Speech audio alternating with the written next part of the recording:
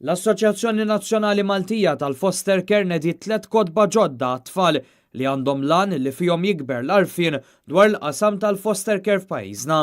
Il-kotba li jinkludu diversi illustrazzjonijiet jippreżentaw l-tfal 3 stejjer li jistgħu jassoċjaw magħhom. Wieħed mill-kotba jirrakkonta storja ta' ors li ommu għal xi żmien ma tistax tibqa' tieħu ħsiebu. It-tieni ktieb huwa dwar tifel li jrid jikteb komponiment dwar familtu imma jsibha diffiċli għaliex mhux jgħix għand il-familja naturali tiegħu madankollu jirrealizza li mhuwiex waħdu għaliex tnejn minn sħabu għaddejjin mill-istess sitwazzjoni. Dan waqt li t-tielet ktieb jirrakkonta l-istorja ta' tifel maqful f'kamartu jittama li l-ħolma li jkun familja sseħħ.